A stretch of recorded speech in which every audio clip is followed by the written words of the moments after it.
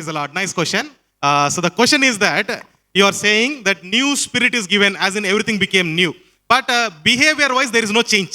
Right? ನೋಡಿ, ಇಲ್ಲೊಂದು ಪ್ರಶ್ನೆ ನಮ್ಮ ಮುಂದೆ ಬಂದಿದೆ, ಅದ್ಭುತವಾದಂತ ಪ್ರಶ್ನೆ. ಅದೇನೆಂದರೆ, ನೀವು ಹೇಳ್ತಾ ಇದ್ದೀರಿ ಅಂದ್ರೆ ಈಗ ನಾವು ಹೇಳ್ತಾ ಇದ್ದೇವೆ, ಹಳೆದೆಲ್ಲ ಗತಿಸಿ ಹೋಯಿತು, ಎಲ್ಲವೂ ಹೊಸದಾಯಿತು, ಹೊಸ ವ್ಯಕ್ತಿಯಾದ ಪಾಪಿಯಾದ ವ್ಯಕ್ತಿಯೇ ಇಲ್ಲ, ಹೊಸ ವ್ಯಕ್ತಿ ಆಗಿದ್ದೇವೆ ಎಂಬುದಾಗಿ. ಒಂದು ವೇಳೆ ಎಲ್ಲವೂ ಗತಿಸಿ ಹೋಯಿತು, ಹಳೆದಲ್ಲ ಎಂಬುದಾಗಿ, ಎಲ್ಲ ಬದಲಾವಣೆ ಆಯ್ತು ಎಂಬುದಾಗಿ ಹೇಳ್ತೇವೆ. ಹೀಗಿದ್ದಾಗ್ಯೂ ಸಹ ರಕ್ಷಣೆ ಹೊಂದಿರುವಂತಹ ವ್ಯಕ್ತಿ ಏನು ಬದಲಾವಣೆ, ಹಳೆದು ಹೋಗಿದಲ್ಲ, ಹಳೆ ವ್ಯಕ್ತಿನೇ ಇಲ್ಲಲ್ಲ, ಹಾಗಾದ್ರೆ ಯಾಕೆ ಬದಲಾವಣೆ ಕಾಣೋದಿಲ್ಲ ರಕ್ಷಣೆ ಹೊಂದಿರುವಂತಹ ವ್ಯಕ್ತಿಗಳಲ್ಲಿ ಎಂಬುದಾಗಿ. Okay, praise God. Very nice, fantastic and very strong question. Okay, let us try to answer. Okay, see, spirit, soul and body, right? Okay, ನೋಡಿ, ಇಲ್ಲಿ ನಾವು ನೋಡ್ತೇವೆ ಆತ್ಮ, ಪ್ರಾಣ, ದೇಹ ಎಂಬುದಾಗಿ. ಈ ಮೂರರಲ್ಲಿ ರಕ್ಷಣೆ ಎಲ್ಲಿ ಆಗಿದೆ? What is saved in during salvation among these three? Spirit. Okay, spirit is saved. Okay, that means new heart, right? New heart is given. The spirit is saved. ನೋಡಿ, ಮನುಷ್ಯ ಆತ್ಮ, ಪ್ರಾಣ, ಶರೀರವಾಗಿದ್ದಾನೆ. ಈ ಮೂರು ಭಾಗಗಳು ಮನುಷ್ಯನಲ್ಲಿರ್ತವೆ. ನಾವು ರಕ್ಷಣೆ ಹೊಂದಿದಾಗ ಯಾವ ಭಾಗಕ್ಕೆ ರಕ್ಷಣೆ ಆಯಿತು? ಪಾಸ್ಟರ್ಸ್ ಅಲ್ಲ, ಆತ್ಮಕ್ಕೆ. ವೆರಿ ಗುಡ್, ಆತ್ಮಕ್ಕೆ. Praise the lord. So your spirit is saved. What about these two? ನಮ್ಮ ಆತ್ಮ ರಕ್ಷಣೆ ಹೊಂದಿರುವಂತದ್ದಾದ್ರೆ, ಹಾಗಾದ್ರೆ ನಮ್ಮ ಪ್ರಾಣದ ವಿಷಯ, ನಮ್ಮ ದೇಹದ ವಿಷಯ ಏನಾಗಿದೆ? ಓಕೆ, ದೇಹ ಹಾಗೆ ಉಂಟಾ? ದೇಹ ಹಾಗೆ ಇದೆಯಾ? ದೇಹದಲ್ಲಿ ಬದಲಾವಣೆ ಇದೆಯಾ? ಇಲ್ಲ. Did anything change in the body? ನಮ್ಮ ದೇಹದಲ್ಲಿ ಏನಾದ್ರೂ ಬದಲಾವಣೆ ಇದೆಯಾ? Yes or no? No. Praise the lord. ನೋಡಿ, ನಾವು ರಕ್ಷಣೆ ಹೊಂದಿದಾಗ ಎಲ್ಲಿ ರಕ್ಷಣೆ ಆಗಿದೆ? ಆತ್ಮದಲ್ಲ, ಪ್ರಾಣದಲ್ಲ, ದೇಹದಲ್ಲ? ದೇಹದಲ್ಲಿ ಏನಾದ್ರೂ ಬದಲಾವಣೆ ಆಗಿದೆಯಾ? ಇಲ್ಲ. Super. Okay, praise the lord. Okay, ರಕ್ಷಣೆ ಹೊಂದಿದಾಗ ಯಾರಕ್ಕೂ ಸಿಕ್ಸ್ ಪ್ಯಾಕ್ ಬರೋದಿಲ್ಲ, ದಪ್ಪಾದವರು ಸಣ್ಣ ಆಗುದಿಲ್ಲ, ಸಣ್ಣಾದವರು ದಪ್ಪ ಆಗುದಿಲ್ಲ, ಕಪ್ಪಾದವರು ಬಿಳಿ ಆಗುದಿಲ್ಲ, ಬಿಳಿ ಆದವರು ಕಪ್ಪಾಗುದಿಲ್ಲ. ಏನು ಬದಲಾವಣೆ? ಕೂದಲು ಹೆಚ್ಚಾಗುದಿಲ್ಲ, ಹೈಟ್ ಹೆಚ್ಚಾಗುದಿಲ್ಲ, ಏನು ಬದಲಾವಣೆ ಇಲ್ಲ ಬಾಡಿಯಲ್ಲಿ, ರೈಟ್? ಶರೀರದಲ್ಲಿ there is no change, there is no difference in the body. What about soul, mind? ಹಾಗಾದ್ರೆ ನಮ್ಮ ಪ್ರಾಣದ ವಿಷಯ ಏನು? ದೇಹದಲ್ಲಿ ಯಾವ ಬದಲಾವಣೆ ಆಗುವುದಿಲ್ಲ ರಕ್ಷಣೆ ಹೊಂದಿದಾಗ, ಇದು ನಮಗೆ ಸ್ಪಷ್ಟ. ಬಟ್ ಆದ್ರೆ ನಮ್ಮ ಪ್ರಾಣದ ವಿಷಯ ಏನು? ನಮ್ಮ ಮನಸ್ಸಿನ ವಿಷಯ ಏನು? ಓಕೆ, ಸೊ ಪ್ರಾಣ ಅಥವಾ ಮೈಂಡ್, ಸೋಲ್, ಮನಸ್ಸು. Okay, this are all same words. Okay, so what about this one? Did this change? ರಕ್ಷಣೆ ಯಾರಿಗಾಗಿದೆ? ಯಾವುದಕ್ಕಾಗಿದೆ ರಕ್ಷಣೆ? ಆತ್ಮಕ್ಕೆ. ಓಕೆ, ಬಾಡಿಯಲ್ಲಿ ಬದಲಾವಣೆ ಇಲ್ಲ, ಪ್ರಾಣದಲ್ಲಿ ಅಥವಾ ಮನಸ್ಸಿನಲ್ಲೂ ಕೂಡ ಬದಲಾವಣೆ ಇಲ್ಲ. Okay, okay, but like I said about the tree, right? The roots of the tree, okay, the root is saved, right? The salvation happened. ನೋಡಿ, ಇಲ್ಲಿ ನಾವು ಒಂದು ಮರವನ್ನು ನೋಡ್ತಾ ಇದ್ದೇವೆ. ಇಲ್ಲಿ ಮರಕ್ಕೆ ಬೇರು ಇದೆ, ಮೇಲೆ ಮರವನ್ನು ನೋಡ್ತೇವೆ. ಈ ಬೇರು ಅಂದ್ರೆ ನಮ್ಮ ಆತ್ಮಕ್ಕೆ ರಕ್ಷಣೆ ಆಗಿದೆ. ಓಕೆ, ಆನ್ಲೈನ್ ಅಲ್ಲಿ ನೋಡುವವರು ಇದು ಮರದಾಗೆ ಕಾಣುದಿಲ್ಲ ಅಂತ ಕಾಮೆಂಟ್ ಹಾಕಬೇಡಿ. ಇದು think that it is a tree. Okay.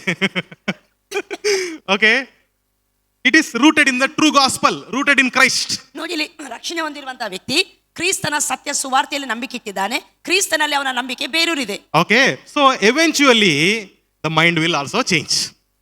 ಹೀಗೆ ಯಾರ ಆತ್ಮಕ್ಕೆ ರಕ್ಷಣೆ ಆಗಿರುತ್ತೋ ಆ ವ್ಯಕ್ತಿ ಮತ್ತು ಕ್ರಮವಾಗಿ ಅವನ ಮನಸ್ಸಲ್ಲಿ ಸಹ ಬದಲಾವಣೆ ಉಂಟಾಗುವಂತದ್ದಾಗಿರ್ತದೆ. Okay, that's why we need to meditate the word of God. ಆ ಮನಸ್ಸು ಬದಲಾವಣೆ ಆಗಬೇಕು, ಪರಿವರ್ತನೆ ಹೊಂದಬೇಕು ಅಂದ್ರೆ ಅದರ ನಿಮಿತ್ತವಾಗಿಯೇ ನಾವು ದೇವರ ವಾಕ್ಯವನ್ನು ಧ್ಯಾನ ಮಾಡಬೇಕು. We spend time in worshiping God, we spend time in His presence. ಯಾರಾದ್ರೆ ದೇವರನ್ನು ಆರಾಧಿಸ್ತಾ ದೇವರ ಪ್ರಸನ್ನತೆಯಲ್ಲಿ ಸಮಯವನ್ನು ಕಳೆಯುವಂತವರಾಗಿರ್ತಾರೋ, okay, his mind will change. ಅವರ ಮನಸ್ಸು ನೂತನವಾಗುವಂತದ್ದಾಗಿರ್ತದೆ. Because the mind starts to associate with the spirit. ಯಾವಾಗಾದ್ರೆ ನಾವು ದೇವರ ಸನ್ನಿಧಿಯಲ್ಲಿ ಸಮಯವನ್ನು ಕಳೀತಾ ವಾಕ್ಯ ಧ್ಯಾನ ಮಾಡ್ತಾ ಇರ್ತೇವೋ, ನಮ್ಮ ಮನಸ್ಸು ನಮ್ಮ ಆತ್ಮದೊಂದಿಗೆ ಸಹಕರಿಸ್ತಾ ಬರುವಂತದ್ದಾಗಿರ್ತದೆ. Okay, so our thoughts slowly become spiritual thoughts. ಆಗ ನಮ್ಮ ಮನಸ್ಸು ಸಹ ನಿಧಾನವಾಗಿ, ಕ್ರಮವಾಗಿ, ಆತ್ಮೀಕವಾಗಿ ಪರಿವರ್ತನೆಗೊಳ್ಳುತ್ತದೆ. Okay, praise the Lord. Then life will be changed, it will affect the body also. Okay, ಆಗ ನಮ್ಮ ಮನಸ್ಸು ಯಾವಾಗಾದ್ರೆ ಆತ್ಮದೊಂದಿಗೆ ಒಂದಾಗಿ ದೇವರ ವಾಕ್ಯದ ಮೂಲಕ ನೂತನವಾಗ್ತಾ ಬರುವಾಗ ನಮ್ಮ ದೇಹದಲ್ಲಿ ಅಂದ್ರೆ ನಮ್ಮ ಜೀವನದಲ್ಲಿ, ನಮ್ಮ ಪರಿವರ್ತನದಲ್ಲಿ ಸಹ ಬದಲಾವಣೆಗಳು ಪ್ರಾರಂಭವಾಗ್ತವೆ. Hallelujah. Hallelujah. Praise God. Praise the Lord. So slowly when mind change, the bodily habits or addictions will fall off.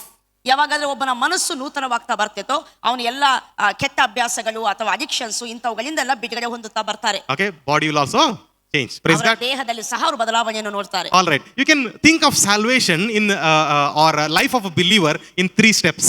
ನೋಡಿ, ರಕ್ಷಣೆ ವಿಷಯಕ್ಕೆ ನಾವು ಬಂದಾಗ ವಿಶ್ವಾಸಿ ಜೀವನದಲ್ಲಿ ರಕ್ಷಣೆ 3 ಹಂತವಾಗಿ ನಾವು ನೋಡ್ತೇವೆ. Okay, the first step is justification. ಮೊದಲನೇ ಸಂಗತಿ ನೀತಿ ನಿರ್ಣಯ. Okay, justification means your position in Christ. ನೀತಿ ನಿರ್ಣಯ ಅಂದರೆ ಕ್ರಿಸ್ತನಲ್ಲಿ ನಮ್ಮ ಸ್ಥಾನ. Okay, your position in Christ is a righteous person. ಕ್ರಿಸ್ತನಲ್ಲಿ ನಮ್ಮ ಸ್ಥಾನ ಅಥವಾ ಪದವಿ ಅಂತ ಹೇಳುವಾಗ ಅದು ನಾವು ನೀತಿವಂತರೆಂಬ ಸ್ಥಾನ, ನೀತಿವಂತರೆಂಬ ಪದವಿ. Okay, what is that first one? Justification. ರಕ್ಷಣೆಯ ವಿಷಯದಲ್ಲಿ 3 ಸಂಗತಿಗಳಂತ ಹೇಳ್ತಾ ಇದ್ದೇವೆ. ಅದರಲ್ಲಿ ಮೊದಲನೇ ಸಂಗತಿ ಏನಾಗಿದೆ? Okay, ನೀತಿಯ ನಿರ್ಣಯ. Okay, justification. ನೀತಿಯ ನಿರ್ಣಯ. Okay, the second step is ಎರಡನೇ ಹಂತ sanctification. ಶುದ್ಧೀಕರಣ.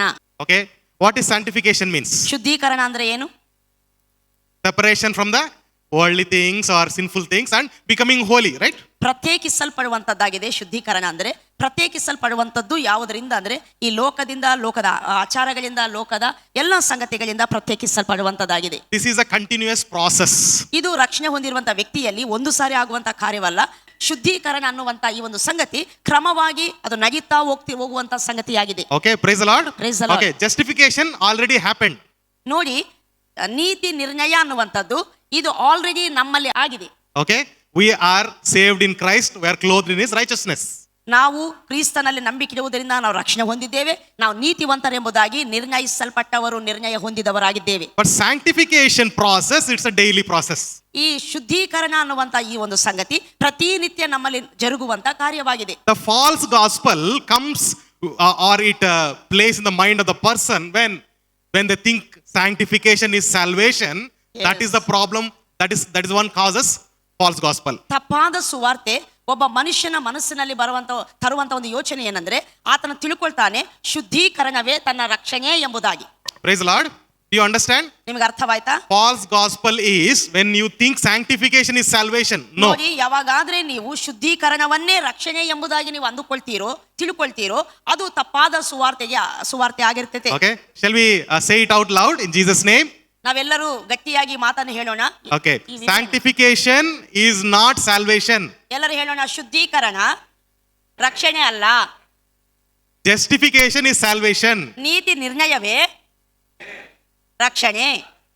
We are already justified in Christ. ನಾವೆಲ್ಲರೂ ಈಗಾಗಲೇ ಕ್ರಿಸ್ತನಲ್ಲಿ ನೀತಿ ನಿರ್ಣಯವನ್ನು ಹೊಂದಿದವರಾಗಿದ್ದೇವೆ. Our spirit is justified, it is saved. ನಮ್ಮ ಆತ್ಮ ನೀತಿಯನ್ನು ಹೊಂದಿದೆ, ರಕ್ಷಣೆ ಹೊಂದಿದೆ. Praise the Lord. Praise the Lord. Now ಈಗ the sanctification is happening. ರಕ್ಷಣೆ ಹೊಂದಿರುವ ನನ್ನ ಜೀವನದಲ್ಲಿ ಶುದ್ಧೀಕರಣ ಪ್ರತಿನಿತ್ಯ ನಡೆಯುವಂತದ್ದಾಗಿದೆ. Praise the Lord. Praise the Lord. See, that is what is for the soul. Okay? ಈ ಶುದ್ಧೀಕರಣ ಅನ್ನುವಂಥದ್ದು ನಮ್ಮ ಮನಸ್ಸಿಗೆ ಸಂಬಂಧಪಟ್ಟ ಕಾರ್ಯವಾಗಿದೆ. Okay, this is a daily process. Mind keeps on changing. ಇದು ಪ್ರತಿನಿತ್ಯ ನಮ್ಮಲ್ಲಿ ಜರುಗುವಂತ ಕಾರ್ಯ, ಇದು ನಮ್ಮ ಮನಸ್ಸಿನಲ್ಲಿ ಆಗುವಂತ ಕಾರ್ಯ. Justification only once. ಆದ್ರೆ ನೀತಿ ನಿರ್ಣಯ ಅನ್ನುವಂಥದ್ದು ಒಂದೇ ಸಾರಿ ಆಗುವಂತದ್ದಾಗಿದೆ. Okay? ಇದು But ದೇವರ the sanctification is continuous process. ಆದ್ರೆ ಶುದ್ಧೀಕರಣ ಅನ್ನುವಂಥದ್ದು ಪ್ರತಿನಿತ್ಯ ಆಗುವಂತ ಕಾರ್ಯವಾಗಿದೆ. Okay, there is third step. ಮೂರನೇ ಸಂಗತಿ Glorification. ಮಹಿಮಾ ಪದವಿಗೆ ಸೇರಿಸಲ್ಪಡುವಂಥದ್ದು.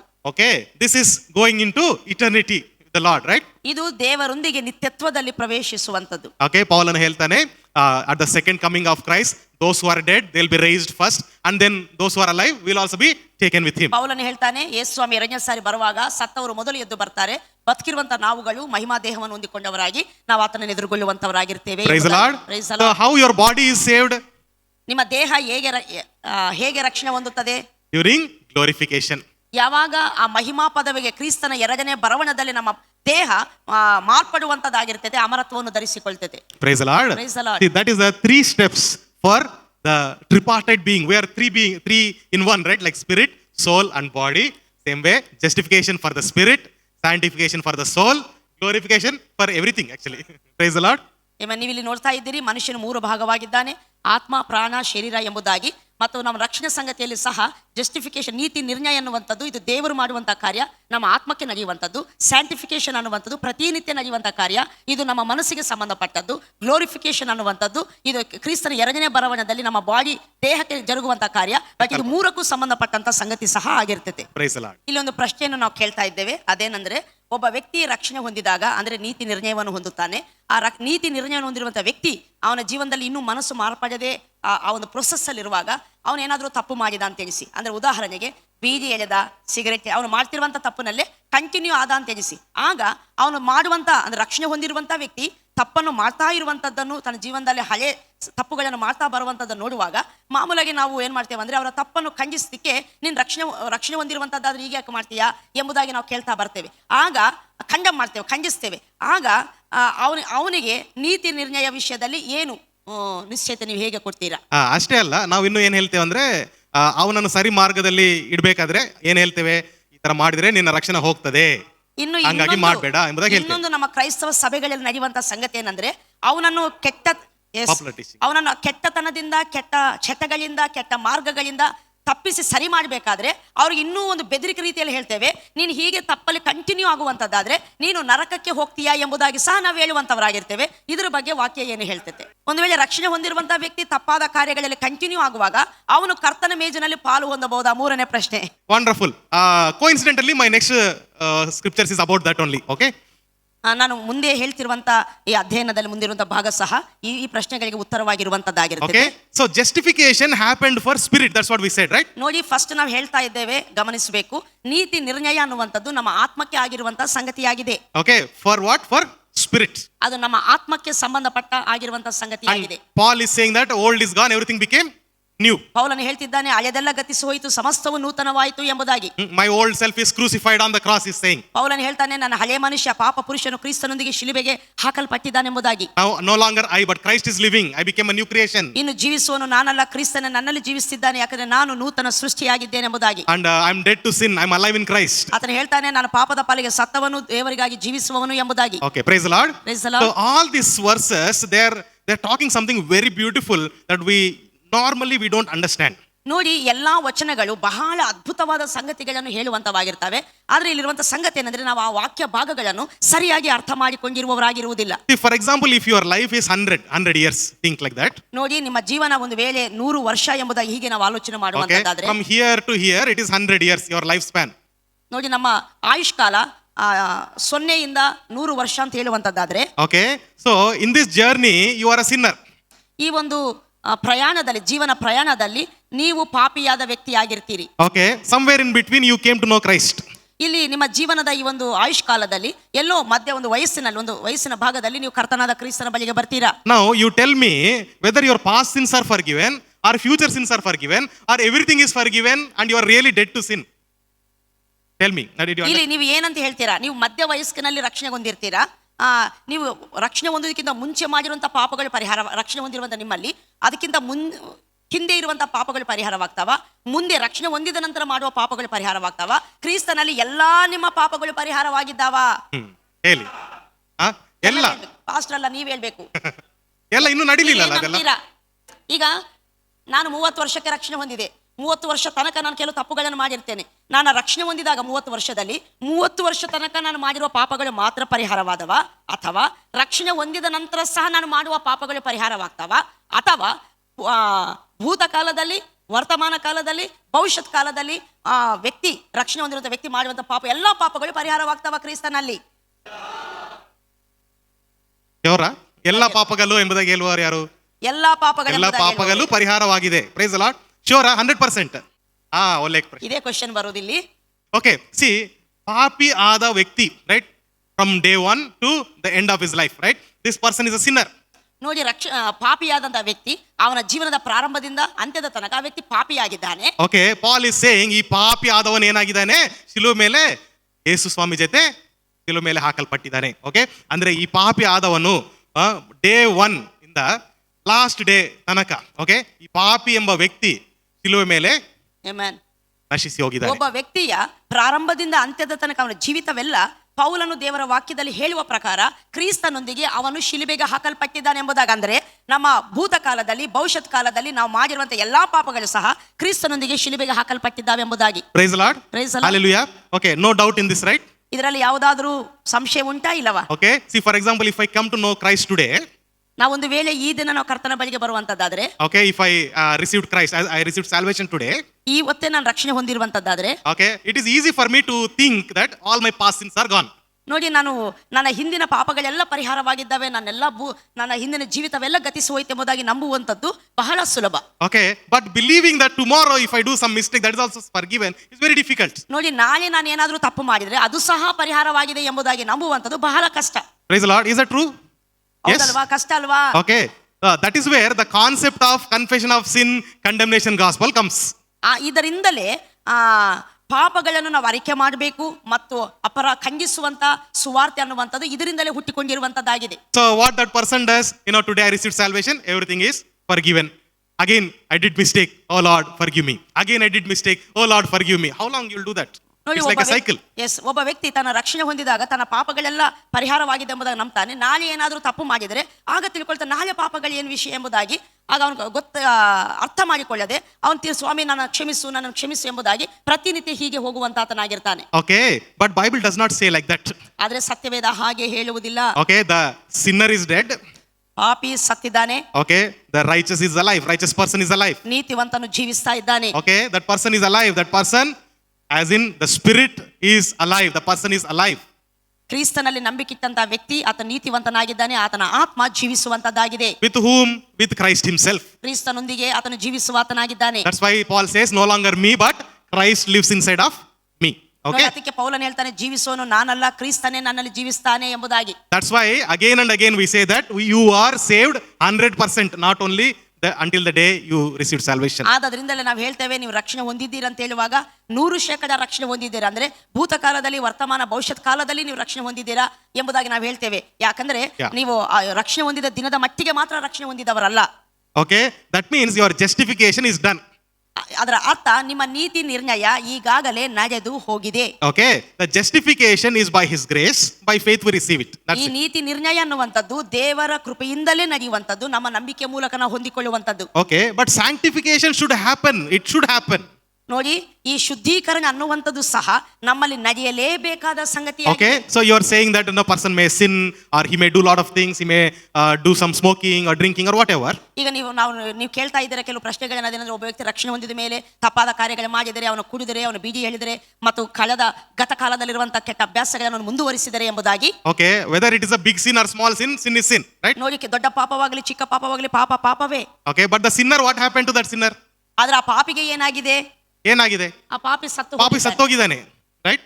ಆ ಪಾಪಿ ನಾಳೆ ದಿವಸ ಏನೋ ಮಾಡ್ತಾನೆ ಎಂಬುದಾಗಿ ನೀವು ಹೇಳ್ತಿದ್ರಿ. ಆ ಪಾಪಿ ಏನಾಗಿದ್ದಾನೆ? ಸತ್ತೋಗಿದ್ದಾನೆ. ಓಕೆ, ಅವನು ಮಾಡುವಂತ ಪಾಪ ಎಲ್ಲಿದೆ? ಆತ್ಮದಲ್ಲಿದೆಯಾ ಈಗ? ಇಲ್ಲ, ಅವನ ಶರೀರದಲ್ಲಿ ಪಾಪ ಮಾಡ್ತಾ ಇದ್ದಾನೆ. Okay, so for him sanctification should happen. For us also every day we need to be sanctified in the Lord. ರಕ್ಷಣೆ ಹೊಂದಿರುವಂತಹ ಪ್ರತಿಯೊಬ್ಬ ವ್ಯಕ್ತಿಗೆ ನಾವಿಲ್ಲಿ ಅರ್ಥ ಮಾಡ್ಕೊಳ್ಬೇಕು, ಶುದ್ಧೀಕರಣ ಅನ್ನುವಂಥದ್ದು ನಡೆಯಲೇಬೇಕಾದ ಪ್ರಾಮುಖ್ಯವಾದ ಸಂಗತಿ ಆಗಿದೆ. ಅದು ಪ್ರತಿಯೊಬ್ಬರಿಗೂ, ಇವೇ ನಮಗೂ ಸಹ. Okay, one believer he got saved, good believer, he started to smoke, right? ಒಬ್ಬ ವ್ಯಕ್ತಿ ರಕ್ಷಣೆ ಹೊಂದುತ್ತಾರೆ, ಆತನು ಒಳ್ಳೆ ವಿಶ್ವಾಸಿ ಆಗಿರ್ತಾನೆ, ಆತನು ಧೂಮಪಾನ ಮಾಡಲಿಕ್ಕೆ ಪ್ರಾರಂಭಿಸ್ತಾನೆ. First of all, understand why he is smoking. First ನಾವು ಅರ್ಥ ಮಾಡ್ಕೊಳ್ಬೇಕು ಯಾಕೆ ಆತನು ಸಿಗರೇಟ್ ಎಳಿತಾನೆ ಅಥವಾ ಧೂಮಪಾನ ಮಾಡ್ತಾನೆ ಎಂಬುದು. Because his mind is inclined towards the whatever that attraction or whatever that gives him pleasure. His mind is inclined to that. ಯಾಕೆ ಆತನ ತಪ್ಪಾದ ಕಾರ್ಯಗಳನ್ನು ಮಾಡ್ತಾನಂದ್ರೆ ಯಾವ ತಪ್ಪಾದ ಕಾರ್ಯವನ್ನು ಮಾಡ್ತಿದ್ದಾನೋ ಅದಕ್ಕೆ ಆತನ ಮನಸ್ಸು ಅಂಟಿಕೊಂಡಿರುವಂತದ್ದಾಗಿದೆ. Okay, not only BD, gluttony is also sin, the word of God says. ದೇವರ ವಾಕ್ಯ ಹೇಳ್ತೈತೆ ಧೂಮಪಾನ ಮಾತ್ರ ಪಾಪವಲ್ಲ, ಹೊಟ್ಟೆ ಬಾಕತನ ಸಹ ಪಾಪ ಎಂಬುದಾಗಿ. Okay, if you look at somebody lustfully, that is sin. It's like adultery, the word of God says. ನೋಡಿ, ನಾವು ನೋಡ್ತೇವೆ ಯಾರನ್ನಾದ್ರೂ ತಪ್ಪಾದ ದೃಷ್ಟಿಯಿಂದ ನೋಡಿದ್ರು ಸಹ ಅದು ವ್ಯಭಿಚಾರವಾಗಿರ್ತೈತೆ ಎಂಬುದ ದೇವರ ವಾಕ್ಯ ಹೇಳ್ತೈತೆ. Okay, and there is a big list in Old Testament, right? 634 ಆಜ್ಞೆಗಳಿದೆ. ಯಾವುದು ತಪ್ಪಿದ್ರು ಕೂಡ ಅದು ಪಾಪವೇ, ರೈಟ್? 618. Okay, ಹಳೆಯ ಒಡಂಬಡಿಕೆ ನೋಡಿ 618 ಆಜ್ಞೆಗಳಿದ್ದವು, ಅದರಲ್ಲಿ ಎಲ್ಲವನ್ನು ಮಾಡಿ ಒಂದರಲ್ಲಿ ತಪ್ಪಿದ್ರು ಸಹ ಅದು ಪಾಪವೇ. Okay, sin is sin. ಪಾಪವೇ. Okay, that's why we need a savior, right? ಆದ್ರಿಂದಲೇ ನಮಗೆ ರಕ್ಷಕನ ಅಗತ್ಯ ಉಂಟು. Just the way you and me need savior, the one who's smoking also needs savior. ನೋಡಿ, ನಿಮಗೂ ನನಗೂ ಹೇಗೆ ರಕ್ಷಕನು ಅಗತ್ಯವೋ ಹಾಗೆ ಧೂಮಪಾನ ಮಾಡುವಂತ ಬೀಡಿ ಸಿಗರೇಟ್ ಎಳೆಯುವಂತ ವ್ಯಕ್ತಿಗಳಿಗೆ ಸಹ ರಕ್ಷಕನ ಅಗತ್ಯ. Our mistakes are also sin, his mistakes are also sin. ನಮ್ಮ ತಪ್ಪುಗಳು ಸಹ ಪಾಪವೇ, ಅವರ ತಪ್ಪುಗಳು ಸಹ ಪಾಪವೇ. His sin is visible, you can see him. ಅವರ ಪಾಪ ಕಣ್ಣಿಗೆ ಕಾಣ್ತದೆ. Our sins are not visible. ನಮ್ಮ ಪಾಪಗಳು ಕೆಲವೊಮ್ಮೆ ಕಣ್ಣಿಗೆ ಕಾಣುವುದಿಲ್ಲ ಅಷ್ಟೇ. Who is seeing? God is seeing, but nobody is seeing. ಇದು ನಾವು ಮಾಡುವಂತ ಕೆಲವು ಸಂಗತಿಗಳು ಯಾರು ನೋಡ್ಲಿಕ್ಕೆ ಆಗಲ್ಲ, ಬಟ್ ದೇವರು ನೋಡ್ತಾನೆ. Okay, so if you say somebody is sinner, look at yourself. That's what Bible says. ನಾವು ಯಾರನ್ನಾದ್ರೂ ಆತನು ತಪ್ಪಾದ ಕಾರ್ಯಗಳು ಮಾಡ್ತಾನೆ, ಸರಿಯಾದ ಕಾರ್ಯಗಳು ಮಾಡ್ತಾ ಇಲ್ಲ ಅಂತ ಹೇಳುವಂತದ್ದಾದ್ರೆ ಅವರು ನೋಡೋದಲ್ಲ, ನಾವು ಹೇಗಿದ್ದೇವೆ ಎಂಬುದಾಗಿ ನಮ್ಮನ್ನು ನಾವು ಗಮನಿಸಬೇಕು. Okay, For us also, we are dead to sin. That person who believes in Christ and doing mistake is also dead to sin. ನಾವು ಸಹ ರಕ್ಷಣೆ ಹೊಂದಿರುವ ನಾವು ಸಹ ಕ್ರಿಸ್ತನೊಂದಿಗೆ ಪಾಪದ ಪಾಲಿಗೆ ಸತ್ತವರಾಗಿದ್ದೇವೆ. ಹಾಗೆ ಇನ್ನೊಬ್ಬ ವ್ಯಕ್ತಿ ಯಾರು ರಕ್ಷಣೆ ಹೊಂದಿ ತಪ್ಪಾದ ಕಾರ್ಯಗಳು ಕಾಣುವಂತ ತಪ್ಪಾದ ಕಾರ್ಯಗಳು ಮಾಡ್ತಿದ್ದಾರೋ ಅವರು ಸಹ ಪಾಪದ ಪಾಲಿಗೆ ಕ್ರಿಸ್ತನೊಂದಿಗೆ ಸತ್ತವರಾಗಿದ್ದಾರೆ. Okay, but there is one key difference, one small difference. ಇಲ್ಲೊಂದು ಚಿಕ್ಕ ವ್ಯತ್ಯಾಸ ಇರುವಂತದ್ದಾಗಿದೆ. A believer, when he does mistake or he sins, ಒಬ್ಬ ವಿಶ್ವಾಸಿಯಾದ ವ್ಯಕ್ತಿ ತಪ್ಪಾದ ಕಾರ್ಯಗಳನ್ನು ಅಥವಾ ಪಾಪವನ್ನು ಮಾಡಿದರೆ, maybe he is in addiction or whatever, bondage or something. ಅದನ್ನೇನೋ ದುರಭ್ಯಾಸದಲ್ಲಿರಬಹುದು, ಬೇರೆ ಯಾವುದಾದ್ರೂ ಬಂಧನದಲ್ಲಿರಬಹುದು. Okay, even science says that it's not easy to come out of addiction. ವಿಜ್ಞಾನ ಸಹ ಹೇಳ್ತೈತೆ ದುರಭ್ಯಾಸಗಳಿಗೆ ಒಳಗಾದವರು ಅದರಿಂದ ಹೊರಗಡೆ ಬರೋದು ಕಷ್ಟ ಎಂಬುದಾಗಿ. Okay, so he's going through such kind of thing. ಆ ವ್ಯಕ್ತಿ ಅಂತ ಒಂದು ಸಮಸ್ಯೆಯಲ್ಲಿ ಅದನ್ನು ಹೋಗ್ತಾ ಇರ್ತಾನೆ. Okay, for that person, his spirit is saved, but his mind is not renewed, right? ನೋಡಿ, ಆ ವ್ಯಕ್ತಿ ಆತನ ಆತ್ಮರಕ್ಷಣೆ ಹೊಂದಿದೆ, ಬಟ್ ಆತನ ಮನಸ್ಸು ಬದಲಾವಣೆ ಇಲ್ಲ. Okay, that person, if he is really a believer, he has the desire to live a holy life, but he is falling down. ನೋಡಿ, ಆ ವ್ಯಕ್ತಿ ರಕ್ಷಣೆ ಹೊಂದಿರುವ ವ್ಯಕ್ತಿ ಆಗಿರುವುದರಿಂದ ಆತನಿಗೆ ಪರಿಶುದ್ಧವಾದ ಜೀವನ ಮಾಡಬೇಕೆಂಬುದಾಗಿ ಆತನಿಗೆ ಆಶೆ ಇರ್ತೈತೆ, ಬಟ್ ಅದನ್ನು ಆತನ ಮಾಡಲಿಕ್ಕೆ ಆಗ್ತಾ ಇಲ್ಲ. Okay, somebody came to me and asked like this. ಯಾರೋ ಒಬ್ಬರು ಬಂದು ನನ್ನ ಹತ್ರ ಹೀಗೆ ಕೇಳಿದ್ರು. I have a habit of looking bad things in the phone. ಆತನ ಹೀಗೆ ಕೇಳಿದ್ರು, ನನ್ನ ಫೋನಲ್ಲಿ ತಪ್ಪಾದ ಸಂಗತಿಗಳನ್ನು ನೋಡುವ ಅಭ್ಯಾಸ ನನಗಿದೆ. I am struggling with this sin, how to come out of it? ನಾನು ಈ ಪಾಪದ ಹತ್ರ ತುಂಬಾ ಹೋರಾಟ ಮಾಡ್ತಿದ್ದೇನೆ, ಇದರಿಂದ ಹೊರಗಡೆ ಬರೋದು ಹೇಗೆ? Did Jesus leave me? He asked. Did Jesus leave me? ಯೇಸು ಏನಾದರೂ ನನ್ನನ್ನು ಬಿಟ್ಟು ಹೋಗಿದ್ದಾರಾ? Or Holy Spirit, did he leave me? He is asking. ಪರಿಶುದ್ಧಾತ್ಮ ನಮ್ಮನ್ನು ಬಿಟ್ಟು ಹೋಗಿದ್ದಾರಾ ಎಂಬುದಾಗಿ. Okay, what is the answer? ನೋಡಿ, ಏನ್ ಆನ್ಸರ್ ಕೊಡ್ತೀರಾ ಅವರಿಗೆ? Come on. What is the answer? ನಿಮ್ಮ ಹತ್ರ ಅಂತವ್ರು ಬರ್ತಾರಂತ ಎಣಿಸಿ. See, this is the sign that he is saved. Yes. ನೋಡಿ, ಇದುವೇ ಗುರುತು ಆತನ ರಕ್ಷಣೆ ಹೊಂದಿದ್ದಾನೆ ಎಂಬುದಾಗಿ. ಯಾಕಂದ್ರೆ ಆತನ ಹೇಳ್ತಿದ್ದಾನೆ, ನನಗೆ ಒಳ್ಳೆಯದಾಗಿ ಜೀವಿಸ್ಲಿಕ್ಕೆ ಮನಸ್ಸುಂಟು, ಬಟ್ ನನಗೆ ಆಗ್ತಾ ಇಲ್ಲ. ದೇವರು ಏನಾದರೂ ನನ್ನನ್ನು ಬಿಟ್ಟು ಹೋಗ್ತಾನಾ ಇದು ಹಿಂಗೆ ನಾನಿದ್ರೆ ಎಂಬುದಾಗಿ. ಇದು ಕೇಳುವಂತದ್ದೇ ಆತನ ರಕ್ಷಣೆ ಹೊಂದಿದ್ದಾನೆ ಎಂಬುದಕ್ಕೆ ಗುರುತಾಗಿದೆ. Praise the Lord. Praise the Lord. If he is not saved, that question only is not there. ಒಂದು ವೇಳೆ ಆತ ರಕ್ಷಣೆ ಹೊಂದದಿದ್ದರೆ ತನ್ನ ತಪ್ಪಾದ ಕಾರ್ಯದ ಬಗ್ಗೆ ಯಾವ ಪ್ರಶ್ನೆನೂ ಆತನಿಗೆ ಇರ್ತಾ He will ಇಲ್ಲ. live as he wants. ಆತನ ಹೇಗೆ ಇಷ್ಟ ಬರ್ತಿತ್ತೋ ಹಾಗೆ ಆತನು ಜೀವಿಸ್ತಾ But ಇದ್ದ. only a believer will say, I am struggling with sin, I need some help. ನೋಡಿ, ದೇವರನ್ನು ನಂಬುವಂತ ವಿಶ್ವಾಸಿ, ರಕ್ಷಣೆ ಹೊಂದಿರುವಂತ ವ್ಯಕ್ತಿ ಮಾತ್ರ ಕೇಳ್ತಾನೆ, ನನಗೆ ಯಾಕೆ ಈ ಸಮಸ್ಯೆ, ಇದರಲ್ಲಿ ನಂಗೆ ಹೋರಾಟ ಉಂಟು, ನಂಗೆ ಬಿಡುಗಡೆ ಬೇಕು ಎಂಬುದಾಗಿ. Praise the Lord. Praise the Lord. Do you all agree with me? ನೀವೆಲ್ಲರೂ If he is not saved, there is no question only, no question of sin, no question of grace, nothing. ರಕ್ಷಣೆ ಹೊಂದದೇ ಇರುವಂತ ವ್ಯಕ್ತಿಗೆ ಪಾಪದ ಬಗ್ಗೆನೂ ಪ್ರಶ್ನೆ ಇಲ್ಲ, ತಪ್ಪಾದ ಕಾರ್ಯಗಳ ಬಗ್ಗೆನೂ ಪ್ರಶ್ನೆ ಇಲ್ಲ, ರಕ್ಷಣೆ ಬಗ್ಗೆನೂ ಪ್ರಶ್ನೆ ಇಲ್ಲ. Okay, only by logic they will go. ಅವರೆಲ್ಲರೂ ಲಾಜಿಕ್ ಮೂಲಕ ಹೋಗ್ತಾರಷ್ಟೇ. Okay, if the person is asking, saying that, I want to live a holy life, but I have struggle, I need some help, that itself is a sign. ನೋಡಿ, ಒಬ್ಬ ವ್ಯಕ್ತಿ ನಾನು ರಕ್ಷಣೆ ಹೊಂದಿದ್ದೇನೆ, ನಾನು ತಪ್ಪಾದ ಕಾರ್ಯಗಳಲ್ಲಿದ್ದೇನೆ, ನನಗೆ ಇದರಿಂದ ಬಿಡುಗಡೆ ಬೇಕು ಎಂಬುದಾಗಿ ಕೇಳ್ತಿದ್ದಾನಂದ್ರೆ ಅದುವೇ ಗುರುತು ಆತನ ರಕ್ಷಣೆ ಹೊಂದಿದ್ದಾನೆ ಎಂಬುದಾಗಿ. Those questions will come only for the person who is justified. ಆ ಪ್ರಶ್ನೆಗಳು ಯಾವ ವ್ಯಕ್ತಿಯಲ್ಲಿ ಬರ್ತಾವೆ, ಆ ಸಹಾಯವನ್ನು ಯಾರು ಕೇಳ್ತಾರಂದ್ರೆ ಆ ನೀತಿ ನಿರ್ಣಯ ಹೊಂದಿರುವಂತ ವ್ಯಕ್ತಿ ಮಾತ್ರ ಕೇಳಬಲ್ಲ. They may not tell you outside, ಅವರು ಒಂದು ವೇಳೆ ಹೊರಗಡೆ ಹೇಳದೇ ಇರಬಹುದು, but in their heart they have the conviction of the Holy Spirit. ಅವರ ಹೃದಯದಲ್ಲಿ ಪವಿತ್ರಾತ್ಮನ ಮೂಲಕ ಒಪ್ಪಿಸುವಿಕೆ ಅವರಲ್ಲಿ ಆಗ್ತಾ ಇರ್ತೈತೆ. Praise the Lord. Praise the Lord. Outside you may think that he is doing BD, ಆ ಹೊರಗಡೆ ಅವರು ಬೀಜಿ ಸೇದುವವರಾಗಿ ನಮಗೆ ಕಾಣ್ತಾ ಇರಬಹುದು, but inside he knows that he wants to come out of it. ಆತನ ಅಂತರಂಗದಲ್ಲಿ ಆತನಿಗೆ ಗೊತ್ತುಂಟು, ಆತನ ಅದರಿಂದ ಹೊರಗಡೆ ಬರ್ಲಿಕ್ಕೆ ಆತನ ತುಂಬಾ ಇಷ್ಟಪಡ್ತಾನೆ ಎಂಬುದಾಗಿ. That's why sanctification is a daily process. ಆದ್ದರಿಂದಲೇ ಶುದ್ಧೀಕರಣ ಅನ್ನುವಂಥದ್ದು ರಕ್ಷಣೆ ಹೊಂದಿರುವಂತ ವ್ಯಕ್ತಿಯಲ್ಲಿ ದಿನನಿತ್ಯವೂ ನಡೆಯುವಂತ ಕಾರ್ಯವಾಗಿದೆ. Any more question? Yes, please. Okay, praise God. Yeah, it is very good question. It is good to address this question actually. ನಿಜ, ಇದು ಒಂದು ಒಳ್ಳೆಯ ಪ್ರಶ್ನೆ ಆಗಿದೆ. ಇದರ Okay. ಬಗ್ಗೆ ನಾವು ಮಾತಾಡಲೇಬೇಕು. See, the person is justified, he received salvation, ಒಬ್ಬ ವ್ಯಕ್ತಿ ನೀತಿ ನಿರ್ಣಯ ಹೊಂದಿದ್ದಾನೆ, ರಕ್ಷಣೆಯನ್ನು ಹೊಂದಿದ್ದಾನೆ, but he is in the process of sanctification. He is sinning, he is falling down sometimes.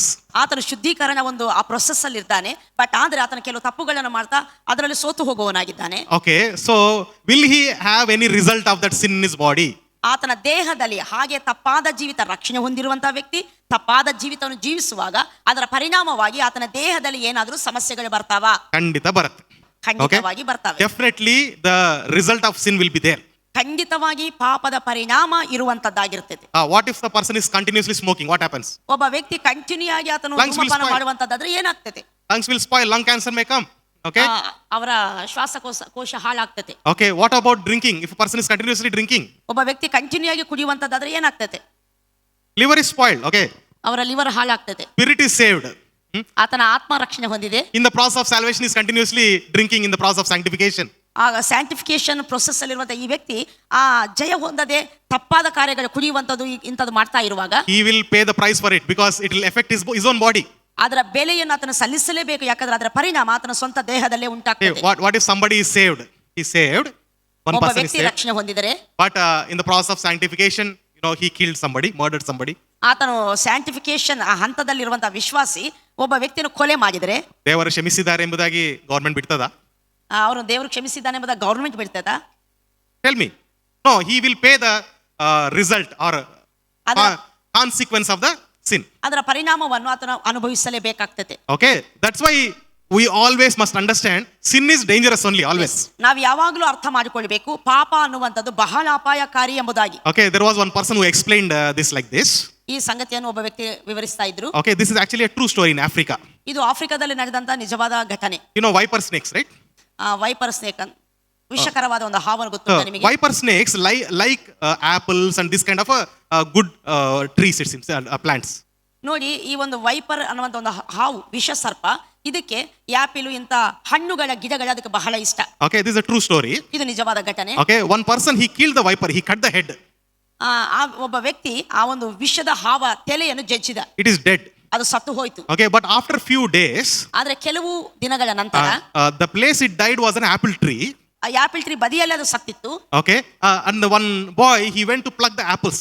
ಒಂದು ಹುಡುಗ ಹೋಗಿಬಿಟ್ಟು ಆ ಗಿಡದ ಆಪಲ್ ಹಣ್ಣುಗಳನ್ನು ಕಿತ್ತಿದ. But when he stamped on something, he felt like something is pricking his leg. ಆತನಲ್ಲಿ ಏನೋ ತುಳಿದಂಗಾಯ್ತು. ತುಳಿದಾಗ ಆತನ ಕಾಲಿಗೆ ಚುಚ್ಚಿದ ಹಾಗೆ ಆಯ್ತು. Okay, he plucked the apples. ಆತನ ಹಣ್ಣುಗಳನ್ನು ಕಿತ್ತಿದ. While plucking the apple, his eyes were a little blurry.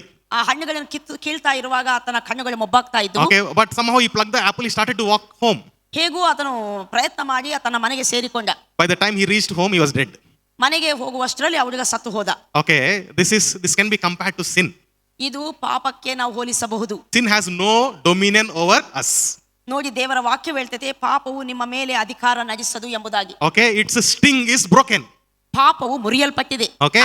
ಅದರ ಮುಳ್ಳು ಮುರಿಯಲ್ಪಟ್ಟಿದೆ. Okay, but if you keep on, putting your finger on it, you keep on trying to touch it, do something about it, its consequence you will have to experience. ನೋಡಿ, ದೇವರು ಪಾಪದ ಬಲವನ್ನು ಮುರಿದಿದ್ದಾನೆ. But ಆದ್ರೆ ಆ ಪಾಪದ ಹತ್ರ ನೀವು ಕೀಪಾನು ಸತತವಾಗಿ ನೀವು ಟಚ್ ಇಟ್ಟುಕೊಳ್ಳುವಂತದ್ದಾದ್ರೆ, ಅದನ್ನು ಮುಟ್ಟುತ್ತಾ ಅದನ್ನು ತಟ್ಟುತ್ತಾ ಇರುವಂತದ್ದಾದ್ರೆ, ಅದು ನಿಮಗೆ ಕೇಡು ಮಾಡುತ್ತದೆ. Okay, ರಕ್ಷಣೆ ಹೊಂದಿದ್ರಿ, ಅದರಲ್ಲಿ ಡೌಟ್ ಏನಿಲ್ಲ.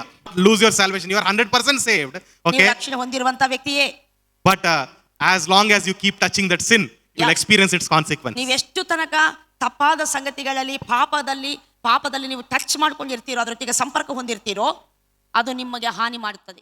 Okay, ಒಬ್ಬ ವ್ಯಕ್ತಿ ರಕ್ಷಣೆ ಹೊಂದಿದ ನಂತರ ತಿರುಗಿ ಹಳೆ ನಂಬಿಕೆಗೆ, ಅಂದ್ರೆ ಕ್ರಿಸ್ತ ನಂಬಿಕೆಯಿಂದ ತೊಲಗಿ ಹೋಗುವಂತದ್ದಾದ್ರೆ, ಕ್ರಿಸ್ತನಿಂದವೇ ಅಗಲಿ ಹೋಗುವಂತದ್ದಾದ್ರೆ. Yes. So this is a very good question. We have to see the answer for this also. What if a person goes back in faith after receiving salvation, he is justified, he is saved, he is made righteous, but he goes back in faith? What happens to that person? ಇದು ಬಹಳ ಮುಖ್ಯವಾದ ಪ್ರಶ್ನೆ.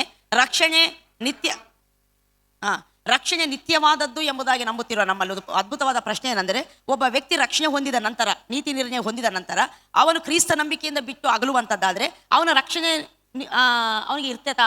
Okay. ಇಬ್ರಿ ಪತ್ರಿಕೆ 6ನೇ ಅಧ್ಯಾಯ 4ರಿಂದ 6 ವಚನಗಳ ತನಕ ಈ ವಾಕ್ಯ ಭಾಗವನ್ನು ತುಂಬಾ ಜಾಗೃತೆಯಾಗಿ ನಾವು ಓದಬೇಕು, ಅರ್ಥ ಮಾಡಿಕೊಳ್ಬೇಕು. ಇಲ್ಲದಿದ್ರೆ ಇದು ತಪ್ಪಾಗಿ ನಾವು ಅರ್ಥೈಸಿಕೊಳ್ಳುವಂತಹ ಚಾನ್ಸಸ್ ಇರುವಂತದ್ದಾಗಿರ್ತೈತೆ. ಒಂದು ಸಾರಿ ಜ್ಞಾನ ಪ್ರಕಾಶದಲ್ಲಿ ಸೇರಿ ಪರಲೋಕದಿಂದ ಉಂಟಾದ ದಾನದ ಅನುಭವವನ್ನು ಹೊಂದಿ ಪವಿತ್ರಾತ್ಮ ವರದಲ್ಲಿ ಪಾಲುಗಾರರಾಗಿ ದೇವರ ವಾಕ್ಯದ ಶ್ರೇಷ್ಠತೆಯನ್ನು, ಮುಂದಣ ಯುಗದ ಮಹತ್ವವನ್ನು ಅನುಭವಿಸಿದವರು ಭ್ರಷ್ಟರಾದರೆ ಅವರಲ್ಲಿ ತಿರುಗಿ ಮಾನಸಾಂತರವನ್ನು ಹುಟ್ಟಿಸುವುದು ಅಸಾಧ್ಯ. ಯಾಕಂದರೆ ಇದು ಓದ್ತಾ ಇದ್ದೇವೆ. 2 ರೆಫರೆನ್ಸ್ಗಳು ಇದರ ಸಂಬಂಧವಾಗಿ ಸಿಗುವಂತವಾಗಿರ್ತವೆ. ಒಂದು ಇಬ್ರಿ ಪತ್ರಿಕೆ 6ನೇ ಅಧ್ಯಾಯ 4ರಿಂದ 6 ವಚನಗಳ ತನಕ, ಇನ್ನೊಂದು 10ನೇ ಅಧ್ಯಾಯ 26ರಿಂದ 29ನೇ ವಚನದ ತನಕ. ಈಗ ನಾವು ಇಬ್ರಿ ಪತ್ರಿಕೆ 6ನೇ ಅಧ್ಯಾಯವನ್ನು ನಾವು ಓದ್ತಾ ಇದ್ದೇವೆ. ಒಂದು ಸಾರಿ ಜ್ಞಾನ ಪ್ರಕಾಶದಲ್ಲಿ ಸೇರಿ ಪರಲೋಕದಿಂದ ಉಂಟಾದ ದಾನದ ಅನುಭವವನ್ನು ಹೊಂದಿ ಪವಿತ್ರಾತ್ಮ ವರದಲ್ಲಿ ಪಾಲುಗಾರರಾಗಿ ದೇವರ ವಾಕ್ಯದ ಶ್ರೇಷ್ಠತೆಯನ್ನು, ಮುಂದಣ ಯುಗದ ಮಹತ್ವವನ್ನು ಅನುಭವಿಸಿದವರು ಭ್ರಷ್ಟರಾದರೆ ಅವರಲ್ಲಿ ತಿರುಗಿ ಮಾನಸಾಂತರವನ್ನು ಹುಟ್ಟಿಸುವುದು ಅಸಾಧ್ಯ.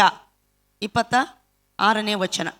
ಯಾಕಂದರೆ ಸತ್ಯದ ಪರಿಜ್ಞಾನವನ್ನು ನಾವು ಹೊಂದಿದ ಮೇಲೆ ಬೇಕೆಂದು ಪಾಪ ಮಾಡಿದರೆ ಪಾಪ ಪರಿಹಾರಕ್ಕಾಗಿ ಯಾವ ಯಜ್ಞವೂ ಇರುವುದಿಲ್ಲ.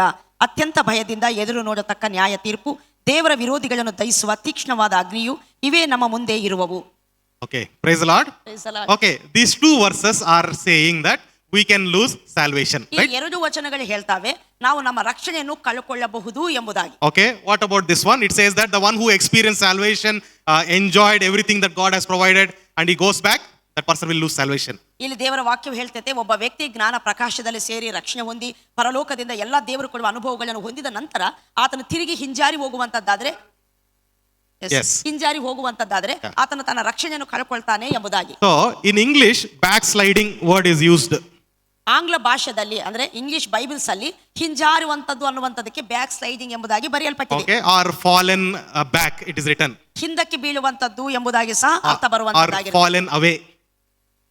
ಬಿದ್ದು ಹೋಗಿರುವಂತದ್ದು ಎಂಬುದಾಗಿ ಸಹ Okay, ಹೇಳುವಂತದ್ದಾಗಿರುತ್ತದೆ. ಕನ್ನಡದಲ್ಲಿ ಭ್ರಷ್ಟರಾದರೆ ಭ್ರಷ್ಟರಾದ್ರೆ ಬೇಕೆಂದು ಪಾಪ ಮಾಡಿದರೆ. ಓಕೆ, ಏನು ಅದಕ್ಕೆ ಅರ್ಥ? ಬ್ಯಾಕ್ ಸ್ಲೈಡಿಂಗ್ ಎಂಬ ಪದವು ನಾವು ಸುಮ್ಮನೆ ಯೂಸ್ ಮಾಡ್ತೇವೆ. We use this word simply. If you go to English churches, you will know. Yes. This word is used for everything. Oh, that fellow is backsliding, we have to pray for him. This fellow sinned, he is backsliding, we have to pray for him. That is not the meaning of backsliding. ನೋಡಿ, ನಾವು English ಸಭೆಗಳಿಗೆ English ಮಾತಾಡುವ ವಿಶ್ವಾಸಿಗಳ ಮಧ್ಯದಲ್ಲಿ back sliding ಎಂಬುವಂತಹ ಪದ ಸಾಮಾನ್ಯವಾಗಿ ಉಪಯೋಗಿಸ್ತಾ ಇರ್ತಾರೆ. ಒಬ್ಬ ವ್ಯಕ್ತಿ ಪ್ರಾರ್ಥನೆಗೆ ಸರಿಯಾಗಿ ಬರದಿದ್ರೆ ಅವರು ಬ್ಯಾಕ್ ಸ್ಲೈಡ್ ಆಗಿದ್ದಾರೆ, ಒಬ್ಬ ವ್ಯಕ್ತಿ ಏನಾದರೂ ತಪ್ಪುಗಳಲ್ಲಿ ಇದ್ದರೆ ಅದನ್ನು ಬ್ಯಾಕ್ ಸ್ಲೈಡ್ ಆಗಿದ್ದಾರೆ ಎಂಬುದಾಗಿ. ಬಟ್ ಆದ್ರೆ ಈ ಸಂಗತಿಗಳಿಗೆ ಬ್ಯಾಕ್ ಸ್ಲೈಡಿಂಗ್ ಎಂಬುವಂತಹ ಪದ ಉಪಯೋಗಿಸಲ್ಪಡಲಿಲ್ಲ. The meaning of backsliding or fallen away ಅಥವಾ ಭ್ರಷ್ಟರಾಗುವಂಥದ್ದು, what is the meaning is that the person rejected Christ, went back to the old faith. ನೋಡಿ, ಎರಡು ವಾಕ್ಯ ಭಾಗದಲ್ಲಿ ಹೇಳುವಂತ ಭ್ರಷ್ಟರಾದರೆ, ಬೇಕೆಂದು ಪಾಪ ಮಾಡಿದರೆ, ಬ್ಯಾಕ್ ಸ್ಲೈಡಿಂಗ್ ಅಂತ ಹೇಳುವಂತ ಈ ಪದಗಳು ಯಾರಿಗೆ ಉಪಯೋಗಿಸಲ್ಪಟ್ಟಿದ್ದಾವೆ, ಯಾವುದಕ್ಕೆ ಉಪಯೋಗಿಸಲ್ಪಟ್ಟಿದ್ದಾವೆ ಅಂದ್ರೆ ರಕ್ಷಣೆ ಹೊಂದಿರುವಂತಹ ವ್ಯಕ್ತಿ ಕ್ರಿಸ್ತ ನಂಬಿಕೆಯನ್ನು ಬಿಟ್ಟು ಹಿಂಜಾರಿ ಹೋದರೆ ಎಂಬುದಾಗಿ ಅದರ ವಿಷಯದಲ್ಲಿ ಇದು ಬರೆಯಲ್ಪಟ್ಟಿರುವಂತಹ ಪದಗಳಾಗಿದ್ದಾವೆ. Okay, so a person can lose salvation when he rejects Christ, goes back to the old ways, or rejects Christ, or becomes an atheist, rejects Christ and goes to somewhere else. That person will lose salvation. ನೋಡು, ನೀತಿ ನಿರ್ಣಯ ಹೊಂದಿರುವಂತಹ ವ್ಯಕ್ತಿ, ರಕ್ಷಣೆ ಹೊಂದಿರುವಂತಹ ವ್ಯಕ್ತಿ ತನ್ನ ರಕ್ಷಣೆಯನ್ನು ಯಾವಾಗ ಕಳ್ಕೊಳ್ತಾನೆ, ಒಂದೇ ಒಂದು ವಿಷಯಕ್ಕೆ ಅದು ಯಾವುದಂದ್ರೆ ಕ್ರಿಸ್ತ ನಂಬಿಕೆಯನ್ನು ಬಿಟ್ಟು ಆತನು ತಿರುಗಿ ತನ್ನ ಹಳೆಯ ನಂಬಿಕೆಗೆ ಹೋಗುವಂತದ್ದಾದ್ರೆ, ಕ್ರಿಸ್ತ ನಂಬಿಕೆಯನ್ನು ಬಿಟ್ಟು ದೇವರೇ ಇಲ್ಲ ಎಂಬ ಸಿದ್ಧಾಂತಕ್ಕೆ ಹೋಗುವಂತದ್ದಾದ್ರೆ, ಕ್ರಿಸ್ತನನ್ನು ಬಿಟ್ಟು ತೊಲಗುವಂತದ್ದಾದ್ರೆ ಮಾತ್ರ ಆತನು ತನ್ನ ರಕ್ಷಣೆಯನ್ನು ಕಳ್ಕೊಳ್ಳುವಂತ ಆತನಾಗಿರ್ತಾನೆ. Okay, praise God. Praise the Okay, Lord. that doubt is clear.